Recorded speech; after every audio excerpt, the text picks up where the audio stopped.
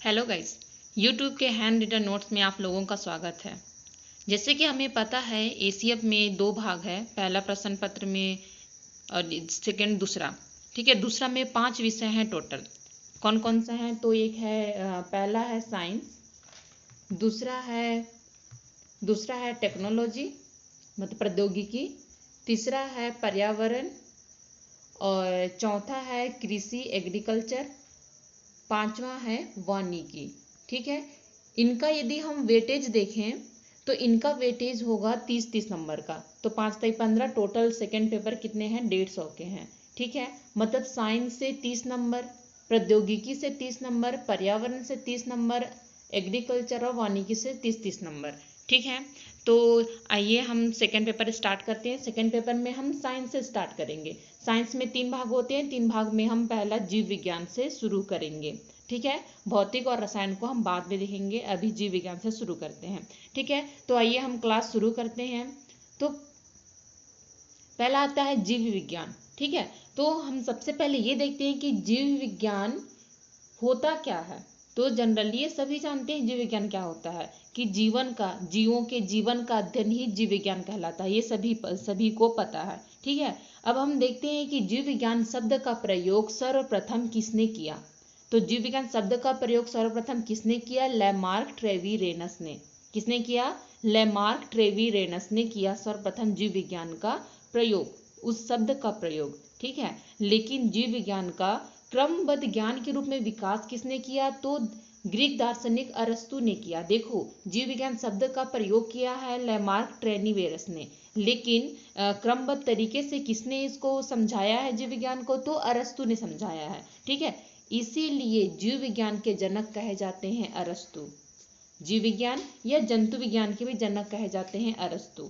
ठीक है, ये हो गया जीव विज्ञान की प्रारंभिक। और हम अब इसका देखते हैं वर्गीकरण। ये था हम अब तक देखिए शब्द का प्रयोग। ठीक है, तो जीव विज्ञान एक बार रिवाइज कर लेते हैं। जीव विज्ञान शब्द का प्रयोग किसने किया है? लेमार्क ट्रेवीरेनस ने। और क्रमबद्ध तरीके से इसका ज्ञान का अध्ययन विकास किसने किया है? अरस्तु ने। इसलिए जीव विज्ञान के जनक कहे जाते हैं अरस्तु। अब हम वर्गीकरण की बात करते हैं। तो वर्गीकरण में यहाँ 3 लोग इसका वर्गीकरण किए हैं। पहला, जिन्हें हम जीव विज्ञान के जनक कहते हैं, अर्थात अरस्तु। जीव विज्ञान के जनक कौन है? अरस्तु। तो अरस्तु ने 2 भाग में बांटा है, जंतु समूह और वनस्पति समूह। अब आते हैं लिनियस। लिनियस अपनी पुस्तक सिस्टेमा नेचुराई में 2 भाग में बांटा है जीव विज्ञान को, पादप जगत और जंतु जगत। ठीक है, अब देखिएगा, लिनियस ने वर्गीकरण के लिए जो प्रणाली अपनाई, देखो ये 2 भाग में बांटे हैं, पादप जगत और जंतु जगत। तो इन्होंने जो प्रणाली अपनाई है वर्गीकरण के लिए, आधुनिक वर्गीकरण प्रणाली की नींव पड़ी है उसी से। इसीलिए आधुनिक वर्गीकरण के पिता कहे जाते हैं लिनियस। ठीक है, तो देखिए, जीव विज्ञान के जनक कहे जाते हैं अरस्तु, लेकिन आधुनिक वर्गीकरण के पिता कौन कहे जाते हैं? तो लिनियस कहे जाते हैं। क्यों? क्योंकि इन्होंने जो प्रणाली अपनाई विभाजन करने के लिए, आधुनिक वर्गीकरण की नींव भी उसी से पड़ी। इसीलिए लिनियस को आधुनिक वर्गीकरण का पिता कहा जाता है। ठीक है, तो हम ये दो महान का नाम देख लिए। पहला अरस्तु ने 2 भाग में बांटा, दूसरा लिनियस और तीसरा आते हैं हम विटकर। अब विटकर ने जीव विज्ञान को 5 जंतु जगत में बांटा है, 5 भागों में बांटा है। क्या क्या? मोनेरा, प्रोटिस्टा, पादप, कवक और जंतु। ठीक है, फिर से देखते हैं क्या क्या है। मोनेरा, प्रोटिस्टा, कवक, पादप और जंतु। तो विटकर ने 5 भागों में बांटा है। ठीक है, आइए देखते हैं मोनेरा में हम कैसे को रखेंगे, कैसे जीव को रखेंगे, प्रोटिस्टा में किस जीव को रखेंगे, पादप में किसे, कवक जंतु में किसे किसे रखेंगे, वो हम अभी डिटेल में देखते हैं। ठीक है, मोनेरा की बात जब आती है तो देखो, सबसे पहले ये जानिए कि कोई भी जीव कोशिकाओं से मिलकर बनती है। कोशिका एक सबसे छोटी कार्यात्मक इकाई है। जिस प्रकार एक बिल्डिंग खड़ी होती है, वो ईंटों से जुड़कर एक बिल्डिंग खड़ी होती है, उसी प्रकार जीव कोशिकाओं से मिलकर बनती है। तो जीव को हम 2 भागों में बांटते हैं, एक होता है प्रोकैरियोटिक और एक होता है यूकैरियोटिक। ठीक है, प्रोकैरियोटिक कौन होता है? ठीक है, जीव हम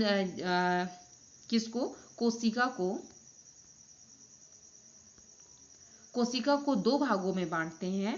पहला प्रोकैरियोटिक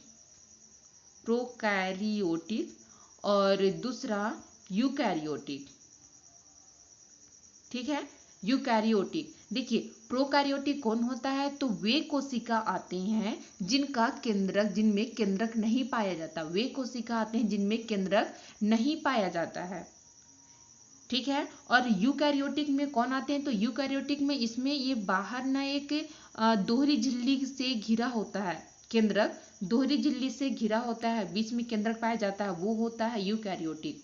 यूकैरियोटिक में आकार सुनिश्चित होता है, सुदृढ़ होता है, लेकिन प्रोकैरियोटिक में नहीं होता, क्योंकि इसमें केंद्रक नहीं पाया जाता। इसमें हिस्टोन नामक प्रोटीन नहीं होता है, जिसकी वजह से डीएनए नहीं होता। गुणसूत्र ही डीएनए के रूप में कार्य करता है। सॉरी, गुणसूत्र नहीं होता, डीएनए ही गुणसूत्र के रूप में कार्य करता है। किसके, प्रोकैरियोटिक में। ठीक है, ये समझ में आ गया। अब हम देखते हैं क्या मोनेरा में किस जीव को रखते हैं।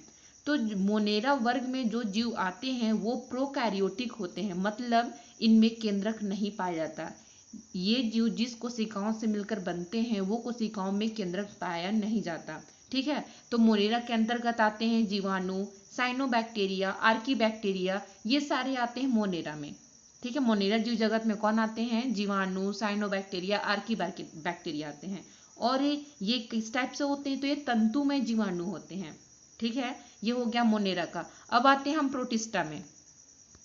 प्रोटिस्टा की बात करें तो प्रोटिस्टा एक कोष के जीव होता है, लेकिन यूकैरियोटिक होता है। एक कोशिका से मिलकर बनता है प्रोटिस्टा, लेकिन हम देखें प्रोकैरियोटिक या यूकैरियोटिक में तो ये यूकैरियोटिक होता है, मतलब कि इसमें केंद्रक पाया जाता है।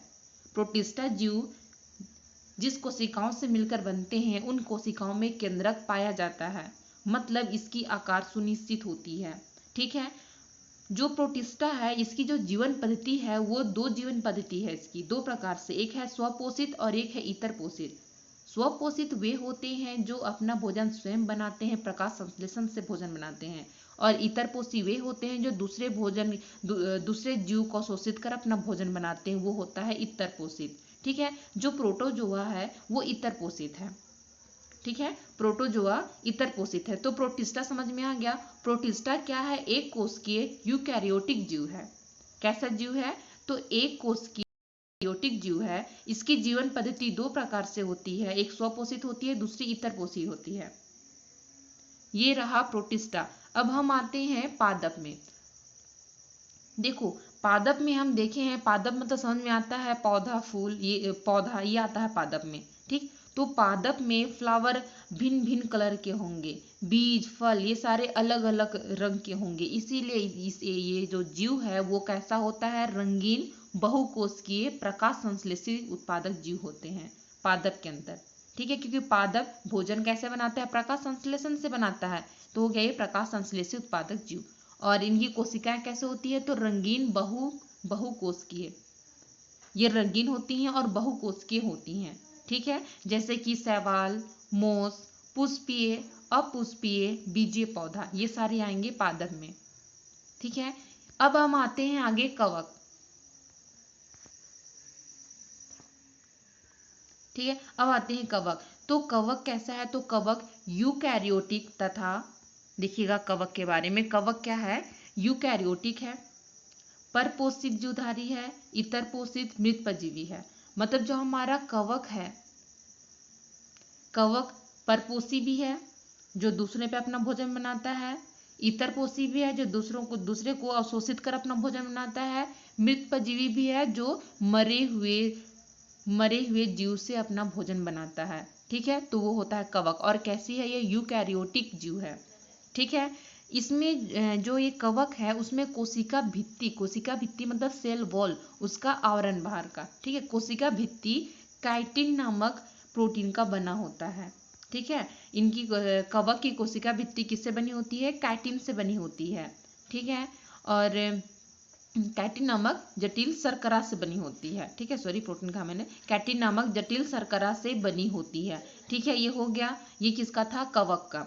हमने देख लिया क्या क्या, मोनेरा, प्रोटिस्टा, पादप, कवक। अब हम देखते हैं जंतु में क्या है, तो जंतु क्या है, ये भी बहुकोशिकीय है। ठीक है। जंतु भी बहुकोशिकीय है, जंतु समभोजी, ये यूकैरियोटिक जीव है। इनको मेटाजोआ भी कहा जाता है, ठीक है। हाइड्रा, जेलीफिश, मछली, सरीसृप, उभयचर, ये सारे किस में आते हैं? जंतु में। तो विटकर ने 5 जीव जगत में बांटा, मोनेरा, प्रोटिस्टा, पादप, कवक और जंतु। मोनेरा में प्रोकैरियोटिक जीव आते हैं, प्रोटिस्टा से लेके सारे में यूकैरियोटिक आते हैं, लेकिन प्रोटिस्टा एक कोशिकीय होता है, बाकी सब बहुकोशिकीय होते हैं। मोनेरा में जीवाणु, साइनोबैक्टीरिया, आर्कीबैक्टीरिया होते हैं। प्रोटिस्टा में 2 प्रकार से अपना भोजन बनाते हैं, स्वपोषित और इतर पोषित भी। जो युग्लिना है, युग्लिना प्रोटिस्टा में आता है। पादप रंगीन बहुकोशिकीय जीव है, प्रकाश संश्लेषण से अपना भोजन बनाता है। पुष्पीय, अपुष्पीय, बीजीय पौधा, शैवाल, मौसे सारे पादप में आते हैं। कवक यूकैरियोटिक जीव है, ये परपोषी, इतरपोषी, मृत परजीवी सभी प्रकार के जीव होते हैं। अब आते हैं जंतु ये बहुकोशिकीय, जंतु समभोजी यूकैरियोटिक कोशिका होते हैं। जंतु को मेटाजोआ भी कहा जाता है। हाइड्रा, जेलीफिश, मछली, सरीसृप, उभयचर जंतु में आते हैं, ठीक है। अब हम यहाँ देख लिए, अब नामकरण में आते हैं। हमने देख लिया जीव विज्ञान शब्द, फिर उसका वर्गीकरण। अब हम नामकरण देखते हैं। तो आधुनिक वर्गीकी के जन्मदाता कौन थे? आधुनिक वर्गीकी के जन्मदाता कौन थे? लिनियस। तो लिनियस ने जीवन की द्विनाम पद्धति को प्रचलित किया। लैटिन भाषा के 2 शब्द वंश और जाति, फिर लास्ट में फिर वैज्ञानिक का नाम होता था जिन्होंने नामकरण किया है। जैसे मानव का वैज्ञानिक नाम है होमो सैपियंस लीन। तो होमो क्या है? एक वंश का नाम है, और सैपियंस जाति। जो लास्ट में लीन शब्द जुड़ा है, इसका मतलब ये होता है, ये दर्शाता है कि इसका नामकरण लिनियस नामक वैज्ञानिक ने दिया है। तो नाम के बाद वंश और जाति के बाद वैज्ञानिक का नाम लिखा जाता था, जो उसका नामकरण किया हो, ठीक है। अब हम कुछ जीवधारियों के वैज्ञानिक नाम पढ़ते हैं, क्योंकि यहाँ से जनरली सवाल डायरेक्ट पूछा जाता है कि मेढक का साइंटिफिक नेम क्या है, बिल्ली का वैज्ञानिक नाम क्या है, कुत्ता का वैज्ञानिक नाम क्या है। तो हम कुछ वैज्ञानिक नाम यहाँ देखते हैं और इसे हम यही याद करने की कोशिश करेंगे, ठीक है। तो आते हैं हम मनुष्य। सभी जानते हैं मनुष्य का वैज्ञानिक नाम क्या है? Homo sapiens. मेढक का रैना टिग्रिना, बिल्ली का फेलिस डोमेस्टिका, कुत्ता कैनिस फैमिलियस, गाय बोस इंडिकस, मक्खी का मस्का डोमेस्टिका, धान का ओरिजा सैटिवा, मटर का पिजम सैटिवा, ठीक है। हम इसे याद करने की कोशिश करते हैं। आपको मनुष्य पता है, ये तो आपको पता है सभी को, होमो सैपियंस, इसको याद करने की जरूरत नहीं है। मेढक की बात है, मेढक रैना टिग्रिना है। आते हैं बिल्ली की। तो बिल्ली देखो, बिल्ली घर पे होती है, डोमेस्टिक मतलब घरेलू होता है। तो बिल्ली का क्या हो जाएगा? Felis domestica. अब आते हैं कुत्ता में। कुत्ता को कहते हैं कि ये क्या होता है? घर का मेंबर होता है, ठीक है, फैमिली मेंबर होता है। तो फैमिली से इसको याद कर लो, कैनिस फैमिलियस, ठीक है। कुत्ता का वैज्ञानिक नाम क्या हो गया? Canis familiaris, okay. आते हैं अब गाय में। देखो गाय का योगदान बहुत ही ज्यादा होता है। गाय के मूत्र, गोबर, दूध सारे से इसका उपयोग होता है, ठीक है। तो ये एक बोस है समझो। तो क्या हो गया? गाय का बोस इंडिकस।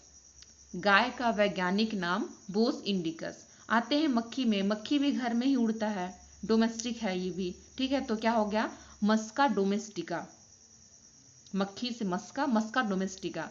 धान का वैज्ञानिक नाम है ओरिजा सैटिवा, और मटर का है पिजम सैटिवा, पी से पिजम सैटिवा, ठीक है। ये सारे हो गए। अब आते हैं आगे। हाँ, चना का है सीसर एरिटीनम किसका है? चना का है, क्योंकि ये याद रख लो, चना सीजन वाइज उगाया जाता है, तो यहाँ से सीसर बोल लो, सीसर एरिटीनम। अब आते हैं सरसों का वैज्ञानिक नाम है ब्रैसिका कंपेस्ट्रिस, ब्रैसिका कंपेस्ट्रीज। ठीक है, एक बार आइए साथ साथ सब बोलिए, याद हो जाएगा आप लोगों को।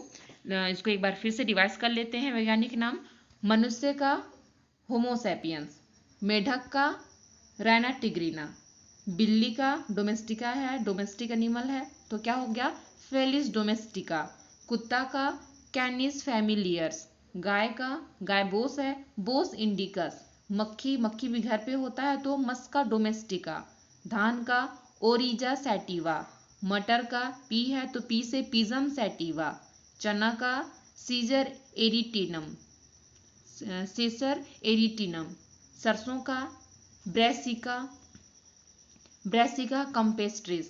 ठीक है, तो यही हमारा क्लास खत्म होता है। नेक्स्ट क्लास में हम कोशिका की बात करेंगे, कोशिका के तत्व कोशिका के भाग। ठीक है, तो आपको यदि ये पसंद आया हो तो लाइक करें, सब्सक्राइब कर लें और चाहें तो शेयर कर लें। धन्यवाद।